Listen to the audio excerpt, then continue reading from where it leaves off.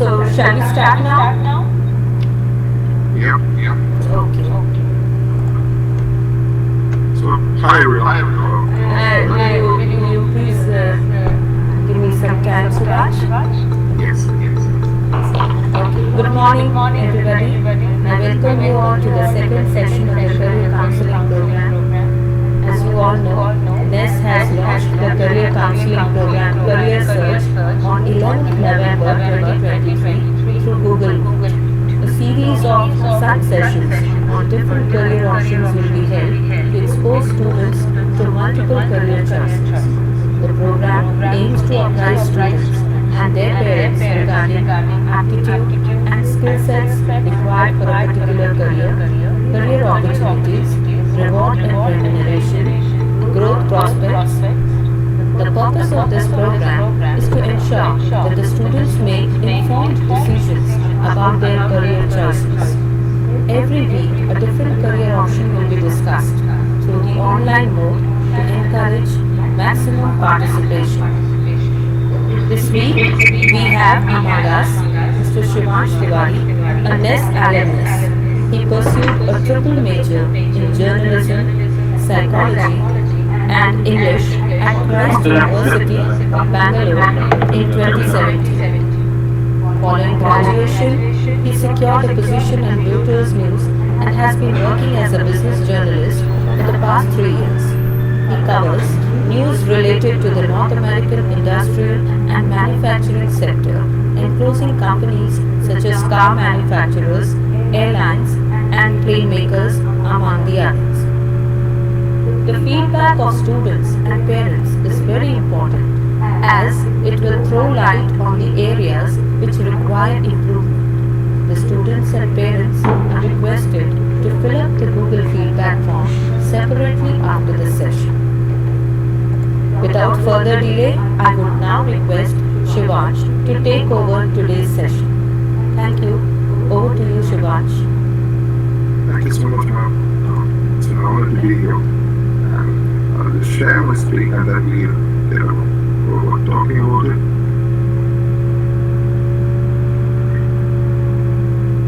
Just let me know when you guys can see the screen and if I'm audible properly.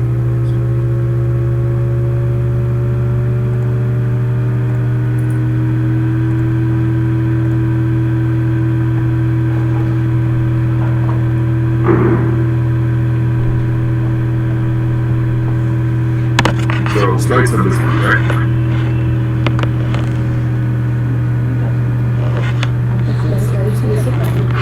Yes, they're visible. Okay. Hello everyone. Ma'am gave a really good introduction, so I'll jump to the topic straight up. How we are going to go about it is I have a small presentation, but it's not limited to the presentation, so I'll talk about a lot more stuff that's not in the presentation. Once we are done with the presentation, feel free to shoot all your questions. I want it to be an interactive session of sorts, and it should just be me talking. So any sorts of questions you have, don't hesitate. Put in the chat, and then we can discuss about it. Now, when I was graduating from school in 2017, this wasn't that popular of a career, especially in places like Jamshedpur, because everyone wanted to pursue engineering, wanted to pursue medical, and I was someone who was always interested on the creative sides of things. I was always involved in extracurricular activities. I was always involved in whatever was outside the curriculum, and that has led me to where I am. So let's go through what it takes, how it is, and if the career is good enough for you, and if you are good enough for career. So we just carry on. Now, I'll jump straight up to the courses available across India for journalism. Now, there are multiple aspects to it. First is you go right after your 12, you join a bachelor's course in journalism. There are multiple courses with similar names, but the aim is very similar in these things. So there is BML, which is Bachelor's in Mass Media, which is taught in colleges such as Xavier's, Mumbai, and there are a few other colleges in Mumbai that teach the same course. Even Kolkata has a course at Xavier's campus. Now, the other aspect of it that is mostly popular in Bangalore is the BA journalism or the triple majors. Triple majors was what I did. So you study three core subjects. Mine was journalism, psychology, and English. There's also communications, psychology, and English.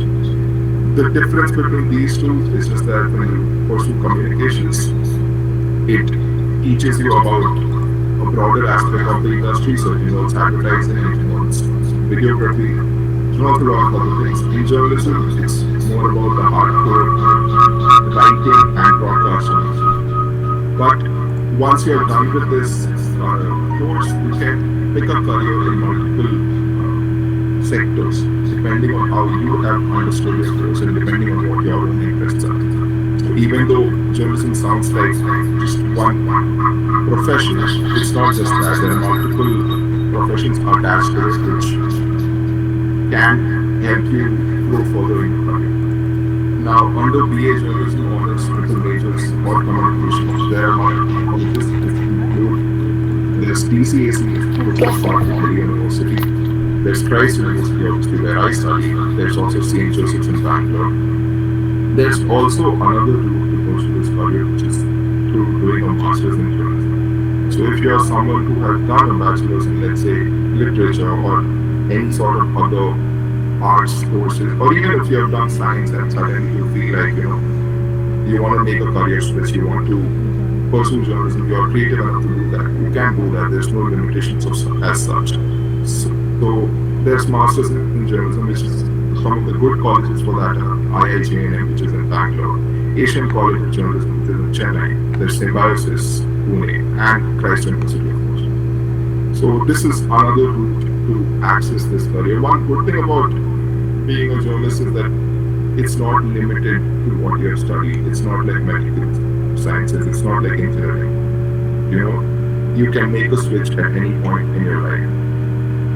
So we'll move on to the next slide, which is job prospects. What comes out of this career? Because if you have studied, you obviously want a job, right? In the end, that's the goal. So let's move on. Now, these are some of the different career paths that you can choose. Now, there's journalist, being a journalist, obviously. There's generic news in that, which is essentially, it involves politics, it involves what's happening around you, So everything that is not business news comes under generic news. Sports doesn't come there. Sports is a different aspect. You can pursue that too if you're interested in that. But overall, whatever sector you choose, it involves on-ground reporting, it involves writing stories, it involves going on your research, talking to people, asking the right questions. So this is essentially what journalism is about. I had gone to broadcast directly out of college and I didn't know a lot about business journalism. So one good thing about the sector is that when you join, there's very in-depth training that happens. So they will teach you what they want from you. So it's not like you know everything from beforehand. Your college will obviously teach you what they can, but you have to keep learning every day on the job. And I'm sure it works the same way for even if you're a doctor, or even if you're an intern, even if you're doing law, you keep learning on the job and that applies here. Now the other aspect, the other sort of career path that you can choose after studying journalism or communications is public relations. Now public relations is quite different in the sense that you will be representing either a company, you will be representing a government body, you will be representing any sort of organization that is out there, and you handle the communications for them. You are their representative to the public. So a lot of times when we write stories about, let's say, Tesla or Ford Motors, we talk to the public relation person from Ford or from Tesla. So this is the other aspect of the industry. And all in all, these all jobs pay really well. Now, the third bit is broadcast journalists. I don't need to talk a lot about being a broadcast journalist because we've all seen our TV journalists come and shout on TV. It's not just that, you can do a lot more, but that's essentially about it. You either become a news anchor, you become a news producer, and essentially now since the online bit has taken over. There are a lot of online broadcast agencies which have their YouTube channels, which have their online websites where you do broadcast journalism. So essentially, you work as a news anchor. We all know what a news anchor is. You read news. A news producer is someone who handles everything that's happening in the background. So, for example, when you see a journalist coming on India Today and talking, it's not just him. Someone has prepared the script for him. Someone has done the camera work. Someone has made sure that there are people available to talk. So all the background work is done by a producer. There are different roles under a producer, but the gist of it is that you handle everything that's not on TV. The fourth bit would be advertising. Now we have all seen ads, especially the World Cup just got over. So we have seen a lot of ads. And how are these ads created? Who works on them? It's people who have done communications or who have done journalism. You can make a switch anytime to advertising. And what you do there, you do copywriting, you do marketing, which is essentially you work on ad campaigns, you write ads for these companies, and once you're done with that, someone else will take over. They do the casting, and so you play a major role in writing ads. So that's about the 4 types of career path you can choose. There are a lot more, such as being a radio journalist or being a video journalist, which they all involve different aspects, but the people who do that, it's a very small group. So these are some of the ones that are on your screen, are some of the major career choices that you can make after you have done a course in journalism, communications, or any sort of journalism related course. Now we move to the elephant in the room, which is money. Obviously, if you are doing a job, you want it to pay you well. Now, how does a course in journalism, how does a job in journalism pay? Now, there are, I'll go step by step. When you're pursuing business journalism pays really well. Generic news, you have to, especially if it's Indian news, you have to make your mark there. It takes a couple or 3 of years for you to, establish that you're good, and thus they start paying you after that. But business journalism, on the other hand, since we are helping other people make money, and so if I have to give a ballpark figure of any sort, when I started in 2020, I had no experience in journalism. I just had a degree. I went through college placements, and I was getting paid as much as a new engineering hire would get. And in 3 years there, I have almost doubled of what I was getting back then. So if you are doing well, they will pay. There is this notion out there that, it takes some time for you to become famous. But things have changed since then. The online age has really changed the career.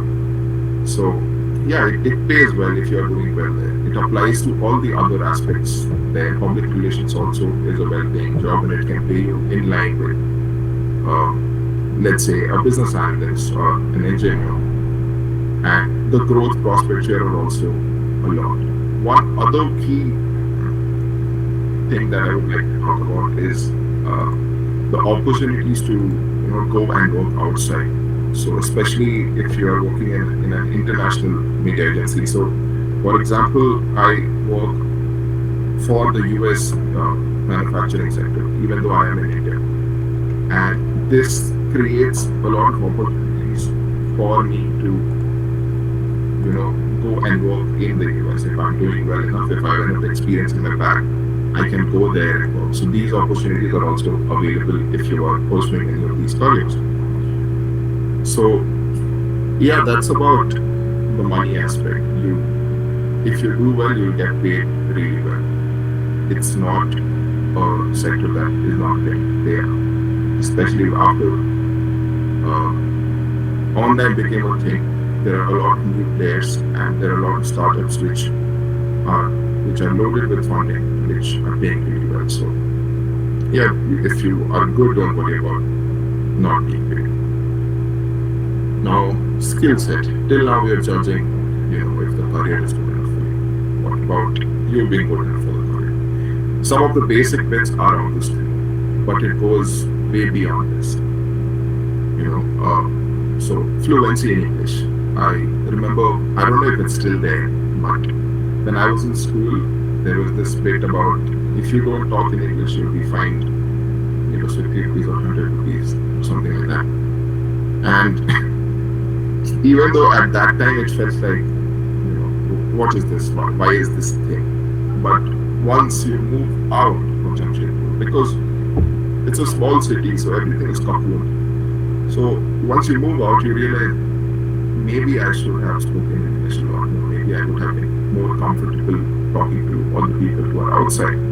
Because schools in other cities, the bigger metro cities, especially if you're coming to a place like Bangalore, these kids are very fluent in English. So you have to maintain that fluency because you want to be at the same level as them, right? And knowing additional languages also helps because journalism is not just about English, right? There are other languages, and if you know it, really helps. So if you know Hindi, if you know Bengali, if you know any other language, it really helps, especially when you're going on ground and trying to report on an issue. The other people might not know English, so the additional language it helps you. The second bit would be excellent writing skills. This is an obvious fact that you should be able to write well. So whatever small opportunity pops up in school where you get to enhance your writing skills, we know we have excellent faculty, so maybe seek their help if you feel like this is a career that you want to pursue. If you start working on these bits early in your life, it really helps. So excellent writing skills are a must if you want to join any of these sectors. And don't think that if you want to do broadcast, you might not need to write so well. They also write their scripts. They are mostly reading from a teleprompter. So someone has to write that, and most of the time it's themselves. So yeah, excellent writing skills is something that is very necessary. The other bit is must have a knack for detail and news. If you see something happening and if you know what's the news value there, you will be a good journalist. And you should be able to ask the right questions. And it starts very small. So even if you're in a classroom, and it's about anything. If you know what the right question is, you will be able to get the right answer. A lot of times people just don't know what question to ask, and that is something that hinders them later. And creative thinking. And whatever I'm talking about is these skills won't just help you in journalism or advertising or public relations. These skills are very basic set of skills which are needed and which will help you in a great way if you pursue any other career path. I remember Prachi spoke about law. Even there, you need to be really fluent in English. You need to have excellent writing skills because you have to make a case. And if it looks good, it has a better chance of being valued, right? Then there's creative thinking. What can you do with a piece of information? If, let's say, I tell 100 people who are on this group that Tesla is going to launch a new car, everyone will have their own way of writing a new piece on it. The information stays the same, but how creative you are defines what kind of a story you will write, or how creative you are defines what kind of a presentation you're going to put if you're a news anchor. So yeah, you have to be a creative thinker. I'll just talk about how you can enable these skills. So when I was in school, I was a lot into extracurricular activities. I was not saying I was studying, and I made sure I scored good marks there. But apart from that, you also have to do something else. It can't just be, your physics, chemistry, maths, biology, whatever you're studying or commerce. It can't just be that. You have to go do any sort of extracurricular activities that you can. interest you. And that really opens up your horizon. You know how other people think, you know what the outside world looks like. So if you delve into these things, it can be anything, you know.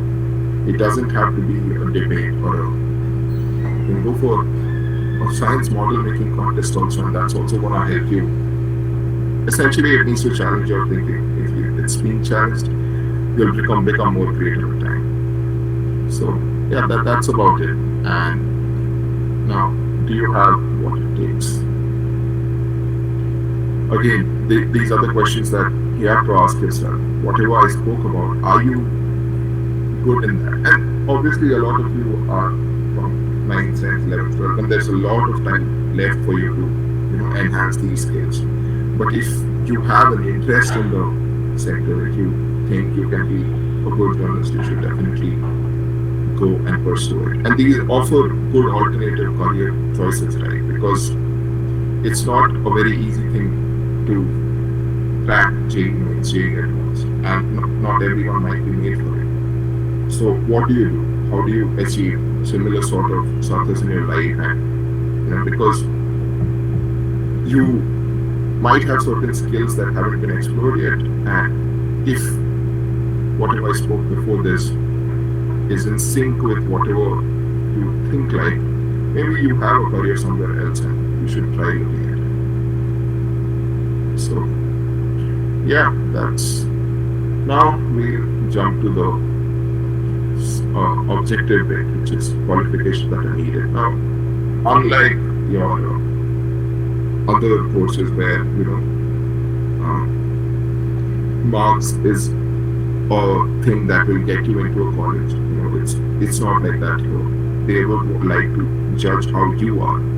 So apart from Delhi University, everything else has an entrance exam and an interview, because you can give an entrance exam because you think a certain way, but they would like to test you, how you are, how you talk, how you present yourself, and that's what happens when they take an interview. So you should be able to excel in an interview too, and it's not just related to college admissions. Later when you go and try for a job, you have to give an interview. So what do you do there? You talk well, you present yourself well, you show that you know certain things, and that's how you get into any of these places. So I'll go step by step. For Delhi University, obviously there's a cutoff. A lot of times it's about 95% for arts courses. So make sure you have that sort of marks. But that just won't be it. Delhi University also has entrance exams now, and they might also take an interview. So what do these entrance exams look like? Have any of you been a part of any of these Olympiads or similar contests of sorts? It's very similar to that. You're asked a few logical questions, you're asked a few math questions. Might be thinking, what does math have to do with being a journalist? Especially if you're doing business journalism, a lot of days we sit and you have to do a quick percentage calculation, or we have to see, because we are usually monitoring what kind of money a company is making, and if you don't know how to do basic math, then you'll be struggling. So don't think that you can escape math by pursuing one of these careers. Later in your life, this comes to a good use. So yeah, math, there's logical reasoning, obviously, there's some grammar questions. So you need to have an overall sense of understanding, and that will help. For Christ University, Xavier's, which are I would say the better places to start your bachelor's course in if you're planning on doing journalism. So they have an entrance test and they have an interview, and you should have more than 80% in 12th, even though that's not a necessity, but it looks good for you, because in an interview they might ask you what went wrong, why haven't you scored, right? Because even though you might be doing science or commerce, you still need to show the attitude that you are good enough for anything that you're doing. And a lot of times 11th marks matters, because when the entrance test or when an interview is happening for these colleges, 12th results are not in yet. So make sure you show that sort of enthusiasm when you're studying in 11th also. I know we all come from the 10th standard hangover, and now we have to, we are all adults now, and we have to enjoy our life. You still have to study well and score well, because 11th score will probably matter at a lot of places more than 12th, because 12th results might not be in when the entrance process is going on. Now the master's bit, which is ACJ, IIJ, and these are much more complicated process. It's still the entrance test and interviews, but how you have done in your bachelor's and where you have done your bachelor's from matters a lot in these. So yeah, these are a couple of good coaches. A lot of my colleagues work come from. A lot of people whom I work with come from ACJ or IIJ. Yeah, we'll move to the next slide, which is nothing. Now we have around 33 minutes, and I'm sure you guys have some questions. So let's move to that. If you have any sort of questions, please shoot. You can put in the chat, or if you want to unmute and talk about it, we can do that too. Students, you have got the mobile number where you are supposed to send the questions. Please send it. Sanjeev sir, if you have received, please display it.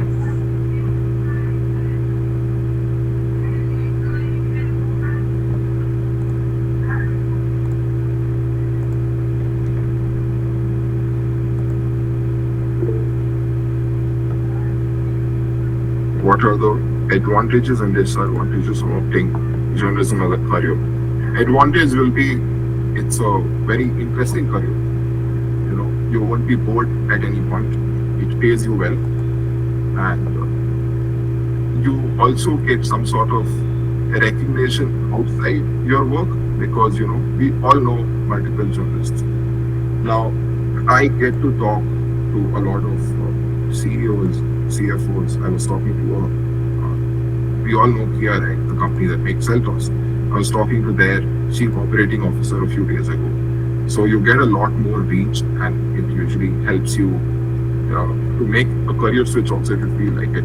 But a lot more people will know you, and you won't just be working at a desk.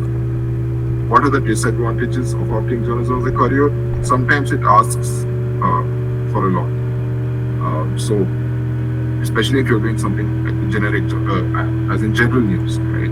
In that sort of situation, you might be asked to report at a certain place at any given time. There is no 9 to 5. There's no concept of 9 to 5 here. Some people find that thrilling. Some people find that taxing. If you are finding it taxing, maybe it's not the right place for you to be. So, news can happen at any point, anywhere.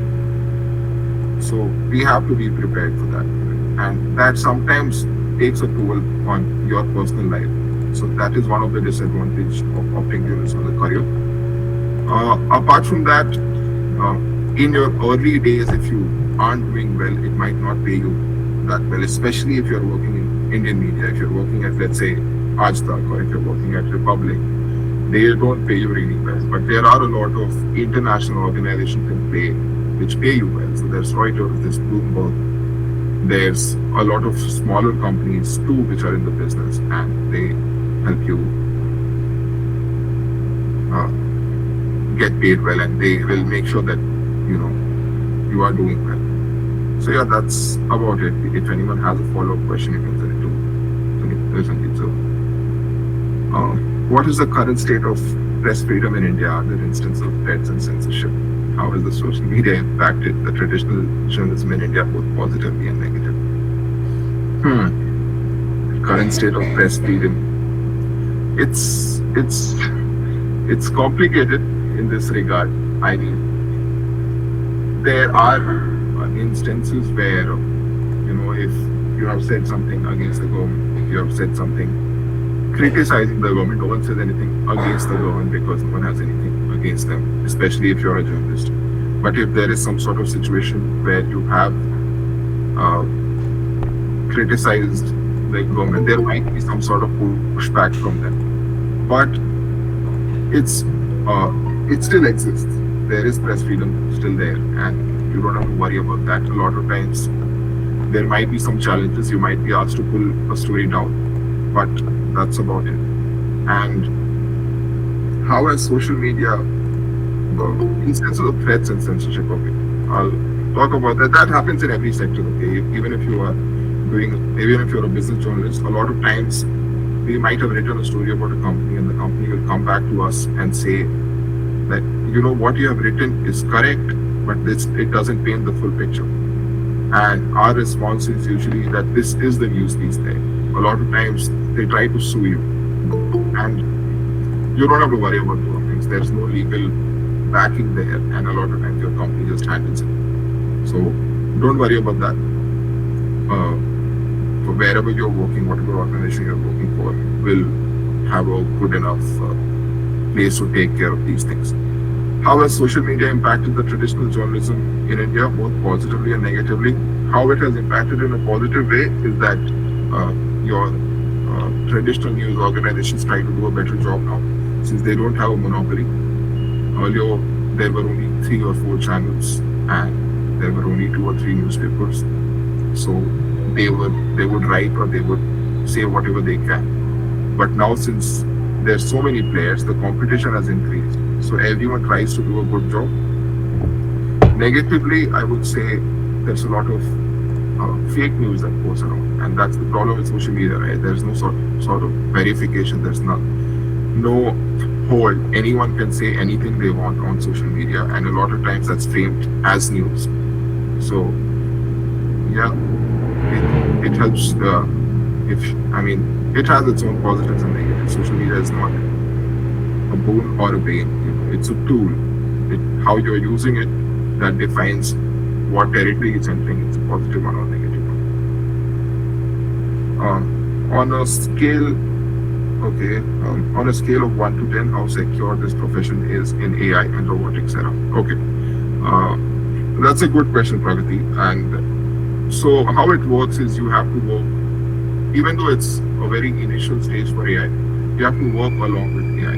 If you don't know how to work along with AI, you might have an issue. What do I mean by working along with AI? So nowadays, since AI is there, so in fact, Reuters have created its own AI using ChatGPT. And how it uses it is, a lot of times, when we had to take headline suggestions and where we had to write a story, it would take some time. But now if we are stuck,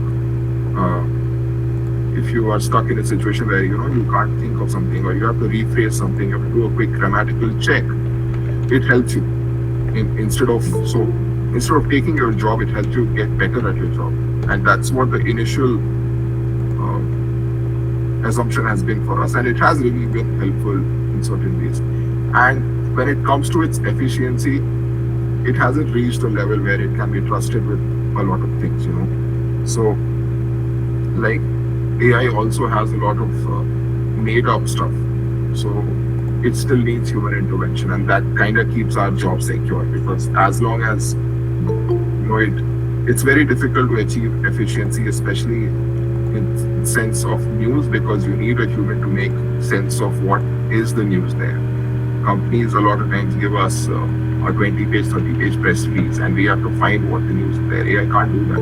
So you, as a human, have your own good edge, and you can always use AI to empower you instead of being able to take your job. It has been spoken more than it should have been about. AI is not taking anyone's job just yet, and it's kind of secure if you know how to work with it. How do you stay up to date with current events and news trends? You read. That's all. You read from wherever you can. You have news apps in your phone. You're reading from InShort. You're reading your newspaper, and of course social media. Just make sure the source you are picking up your news from is a legit source. So it's a proper news company. It's not some random meme page that is trying to, tell you that this has happened. You can't trust them. So yeah, that's how you keep up to date. You have to establish a habit of reading, and that applies to you being in school. You have to read a lot, because the more you read, the more you know how things work. And yeah, you just have to read wherever you are reading from. That doesn't matter. Just make sure the source where you are taking your news from is good enough for that. Minimum number of years in which we can complete our journalism. So I just did a 3 years degree in bachelor's. I did a 3 years bachelor's degree, and then I jumped straight into the. So I uh, passed out of school in 2017. I went to Christ right after that. I studied there for 3 years. I went to Reuters right after that. So the years doesn't matter here actually. Right? So essentially how it is that the more experienced you are, the more it will help. So I might go and do a master's now, but 2 years of master's is not as valuable as 2 years of me being in the industry and having that experience. So yeah, it's as less as 3 years, but that's just for the course and for you to enter the industry, and then you keep learning every day and you keep upgrading every day and while pursuing. So as more experienced you become, you'll be better. But minimum is just 3 years, and if you're pursuing a master's, it's 2 years. How do you navigate the balance between objective reporting and personal beliefs or opinions in your career? That's a really good question. A lot of times it's just easier to stick to what you have, right? So, for example, I spoke about Tesla launching a new car. The company might have told us that, hey, this is the new Cybertruck. This is what it costs, and this is when we are going to sell it. You can be creative around that information. The moment you start saying stuff like, you might have a lot of personal beliefs, but you have to separate it, and you have to make sure the story that you have written or the present or the kind of news you have spoken about aligns with your organization's goals. So, like in the Tesla scenario, you might feel that the car doesn't look good, right? But that is for you to keep to yourself. Don't tell other people, especially your readers, that the car doesn't look good. That's something that they have to judge. That's the one thing about journalism. You have to stick to your facts. If you're doing on-ground reporting, whatever you got from the ground is your only source. You don't have to pile stuff on top of it. And that's what happens in a lot of broadcast, traditional Indian media channels. People will be shouting for 4 hours without any information that they have given you. And that's all driven by personal beliefs and opinions. And that is one thing the Indian media is struggling to do at this point. So the way I look at it is essentially you just stick to what you have and keep your beliefs on the side. And even though you might have certain opinions, try to not let them interfere with your work. And again, the only way to do that is to stick to what you have. Okay, what we have in the era of rapidly evolving technology, how do you ensure accuracy and reliability in your reporting, especially when faced with the pressure to deliver news quickly and AI is 1,000 times faster than humans? This is something that we deal with every day. Now, so since we do business here, anything that we write or anything that we speak about moves markets. So a share price of a company will move really quickly the moment you put your news piece out. So how we go about doing this is, I'll tell you the time targets that we have at Reuters. So the moment a press release has landed, it can be any sort of news. The moment we have gotten any sort of information, the first story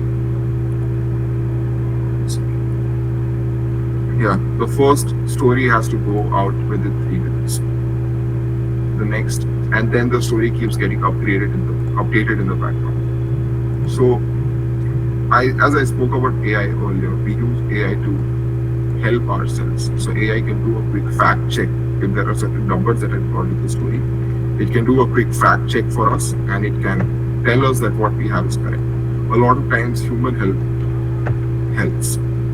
So you take help from your colleagues, especially if you're trying to send a story out within 3 minutes or within 5 minutes. You need a second eye to look at it, and you want them to verify it. So that's the thing. Like AI can only do so much. It can only tell you if something is correct or incorrect. the human angle is still needed. So you use AI as a help for yourself instead of losing your job to AI. So AI will do the fact checking for you. AI will tell you where what information is. It's your job to make sure that that information is useful. So you work in tandem with it. I hope that answers it. Now, what are the risks one can have if he is a crime journalist? It's a lot. I mean, you deal. It has it in itself, right? You are a crime journalist, so you will deal with criminals. And if you are a thrill-seeking person and you really want to do it, then you do it. But it is a risky job because in the end, you will be dealing with people that any normal person won't want to deal with. So it is a risky job, and that's the reason why a lot of people don't pursue that zone, right? It might not be worth it sometimes. Even though all respect to people who do it, it's not for everyone. So you have to have that special kind of interest and special kind of ability to keep yourself safe and to make sure you are, interested in that and you can extract what kind of information you need. What kind of journalism have you specialized in, and what do you do when there is a conflicting information from different sources? Okay. So in college they teach you the basics. So how a story is done. So you have your 5 W's in one H, essentially 5 W's of what, where, when, who, and what. This one. And then there's the one H, which is how. Okay. Now these are the basics that they'll teach you in college. From there you have to decide which sector, which zone you have to go to. So the sector I worked in was, I was a lot into airplanes, into cars, and there was this opportunity available at Reuters for me to be a manufacturing sector which covers plane makers, airlines, then car makers such as Ford, General Motors, Tesla. So this is what I specialize in. This is what I have given my 3 years to. So any sort of company news, essentially, if tomorrow Ford is having, Ford left India, right? Now that is the news of sorts that I would cover. And so that's the area I specialize in. And what do you do when there is a conflicting information from different sources? Okay, I'll give you a personal example. So a few days ago, have you heard of, so there's this very big US airline. It's called United Airlines. It was the world's biggest airline at a point. It's at number 2 or number 3 at this point. They had a very big business in Israel, and when the war happened, they decided to pull back from. They decided they won't fly to Israel anymore because it's not safe for them and for their passengers to go to Israel at this point. So this happened the moment the war started, which was on October 7th. Now, there was some Israeli newspaper which said that United is restarting its flights from November 24th. So we saw that and we were like, okay, this news is interesting. Let's reach out to the company. And one of our reporters in Israel reached out to their public relations person in Israel and got a confirmation. And we wrote the story. Now, we also reached out to United, so US-based public relations person, because US is where United is based in. We asked them and they said, no, there is no sort of this plan. Wherever you have got that information from is incorrect. So what do you do in this situation? In this case, what it was there was some sort of judgment error from the employee in Israel from United public relations person who was in Israel. They made a judgment error. In this situation of sorts, you have to listen to the most official source there, which is United US operation, because Israel is under a lot of issues right now, and they might not be the best people to give you that information. But when you speak to United Airlines in the US, they are the most official source. So you have to make a judgment call. This is where AI can't take your job, because it doesn't have the capabilities to make that judgment yet. So you rely on the most official source. So if tomorrow, if we hear news about, let's say, Adani opening one more plant or Adani trying to buy, let's say, Tata Steel. I mean, that's a very far-fetched thing, but let's say if that's the case. There are only two people who can give you that confirmation, Tata Steel and Adani, right? The moment you talk to a third person and you quote them, that's not a good enough source. So it goes to the basics of whom this information is coming from and who is it for. So yeah, that's how you pick from different sources. That's the end of it. If you guys have any questions, just please feel free to say it. So we still have around 13 minutes. So, or if any of the faculty has any sort of thing that you would like to hear. Students, if you have any more queries, please you can put up.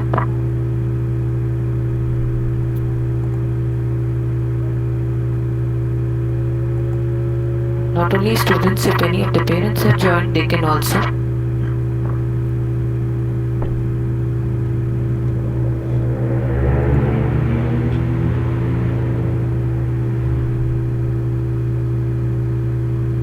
Okay, I don't see any. So I'll just talk about something. Yeah. Yes, sure. Shivansh, we'll wait for another 5 to 10 minutes, and after that we'll wind up. It's not necessary. You can wind up. Shivansh, would you like to continue? No, I'll just talk about a few more things. Okay, sure. I'll just talk. So we spoke about how to get into college. How do you get a job after that? That is something that we didn't talk about. So let's just delve into that a little bit. A lot of times companies will be coming to your college. So these will usually be the bigger companies that are out there. So be it Reuters, be it Bloomberg, be it India Today, they might come to your college and they might tell your faculty that, hey, we are looking for these many people, we need these sorts of people, and then you go through a written test, you give an interview, and then you get the job. What is the other way? Now, in my second year, I had to do an internship, and everyone will have to do an internship, especially in this sector. I mean, any job you are pursuing, you will have to do an internship, but it matters a lot here because that helps you build connections and that can help you convert that internship into a job. So I had worked with Republic during my internship, and this was in Karnataka, and they were covering Karnataka elections at that time. So I got to go on the ground with the crew, and I got to do some live reporting. I also worked with ANI, which is a news agency at that time. So there I built some relationships, and later when I graduated, I had an offer from it. But again, what Reuters was offering was much better since it's not limited by just the Indian market. So your internship is going to help you a great way in building those contacts and getting that job. And it's not a very campus placement heavy industry, so you might have to go on LinkedIn even before you have completed college and look for certain opportunities. The people there will respond to you in a really good way. So all you have to do is reach out to them and say, like, hey, this is what I'm looking for. Do you have any opportunity? And they will go up all out and help you out. And if they have an opportunity of that sort, and if you're capable enough to do that, they would really help you. So that's about how you go ahead and get a job. Your internship is going to matter a lot, and it's not just for journalism. Even if you're pursuing the other three, you have to do a good enough internship. For example, I had a friend who was interning at Puma at that time, the shoes company, and Puma is a big sponsor for the Indian team. They sponsor Virat Kohli, they sponsor Mohammad Shami. And when this person was interning there, he did really well. So later they offered him a job, and now he gets to work with these people. He gets to work with Yuvraj Singh. He gets to work with Virat Kohli. So the kind of contacts you create during your internship will really help you, and it can be anywhere. It doesn't just have to be this journalism. Whatever sort of industry you're picking, it will help you a lot in terms of getting that job, and it also defines how you're getting paid and what they think of you, because you get that 1 month to just show how good you are. So instead of giving a 15 minutes interview, this acts as a better thing, because some people might fumble during the interview, but when you've done a good enough internship, you have time to show what skills you have. So that's good. Yeah, that's about it. I'll just share a link to the articles that I get to write at Reuters for you to get a sense of what kind of news will come. It might sound a little complicated because it's business news, but don't worry, everyone will teach you everything the moment you enter the industry. And if you want to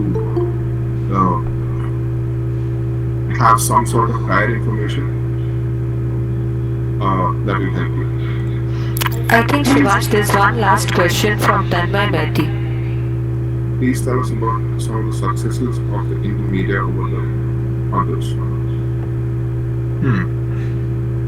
I would like to talk about the on-ground reporting that some of the local channels do here, because this is what the international media lacks. The kind of reach that local Indian journalists have. So even if you open a newspaper that has been published by, let's say,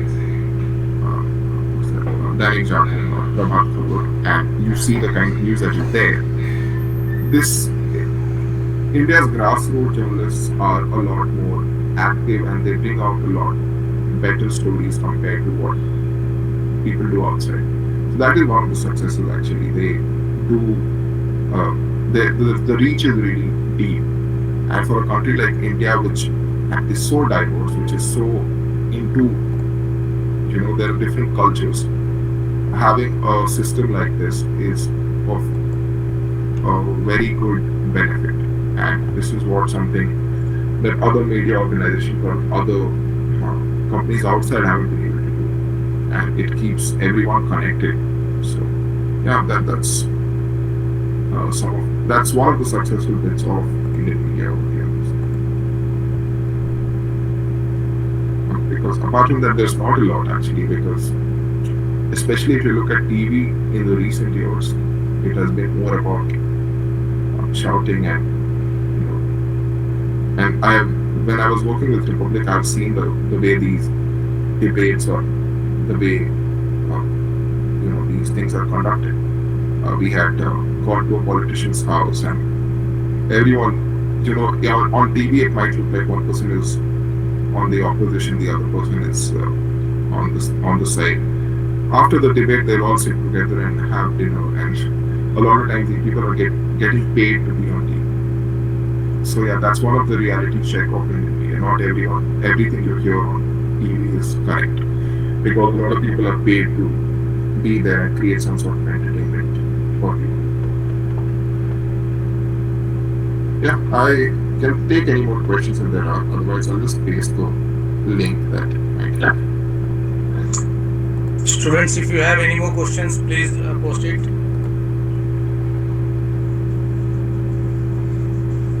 Or else we will wind up.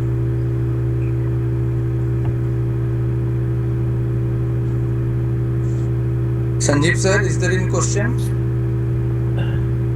No, sir. Okay, Manju ma'am.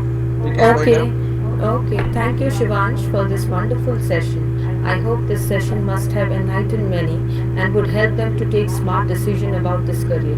Thank you once again, Shivansh. Have a good day, children. My pleasure, ma'am. It's good to be back. Thanks, everyone.